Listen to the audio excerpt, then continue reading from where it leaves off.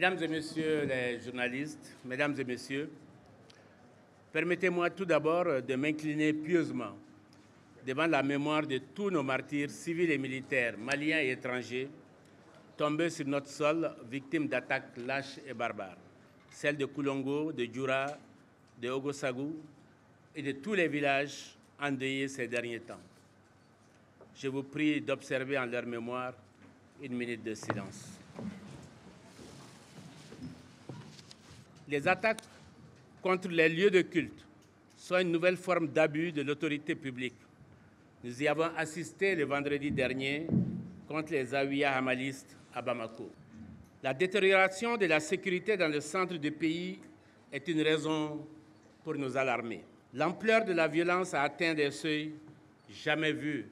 Des populations entières sont décimées, y compris des bébés, des femmes enceintes et des vieillards. Malgré toutes ces détériorations survenues au cours de l'année 2019, le dialogue public ressemble plus à un jeu de ruse et de malice pour gagner du temps plutôt que pour affronter la réalité. L'heure est grave. Nous taire aujourd'hui serait donc une trahison. Ne pas agir serait également d'une lâcheté infinie.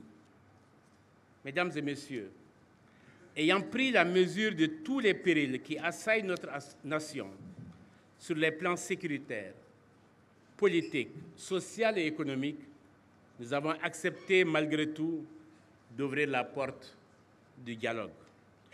Nous avons, en toute responsabilité, accepté la main tendue pour promouvoir un dialogue républicain de sortie de crise. Nous avons ainsi rencontré à Koulouba notre aîné Ibrahim Boubacar Keïta le 26 février 2019. Au cours de cette rencontre et des 4 suivantes, toutes les menaces sur notre pays ont été clairement identifiées et des solutions proposées.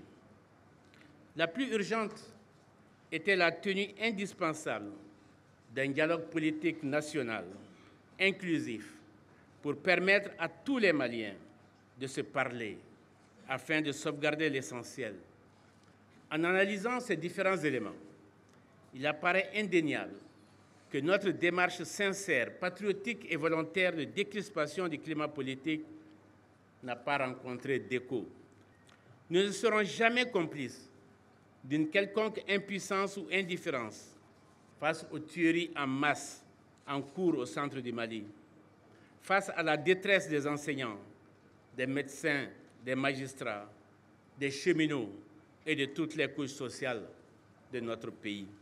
Mesdames et messieurs les journalistes, la révision constitutionnelle apparaît aux yeux de nos interlocuteurs comme la seule priorité du moment. Ceci est aux antipodes de notre ambition pour le Mali. Un Mali debout, réconcilié, sécurisé, unis et solidaires. C'est pour cette raison que nous avons décliné l'invitation qui nous a été faite de participer à une cérémonie de remise de l'avant-projet de réforme constitutionnelle à Koulouba le 10 avril 2019. Mesdames et messieurs, nous avons activement participé au rassemblement historique du 5 avril 2019 sur la place de l'Indépendance, pour crier avec le million de nos compatriotes mobilisés ce jour notre refus de la partition de notre pays. Que le pouvoir en place, qu'ils écoutent enfin le cri de détresse du peuple dans ses doléances et ses exigences. Nous, aux côtés des patriotes de tous bords, nous œuvrerons à la dynamique de sortie de crise. C'est pourquoi nous entreprendrons toute action nécessaire pour sauver notre pays. Il y va de la survie même du Mali et de l'avenir de nos enfants. Je vous remercie.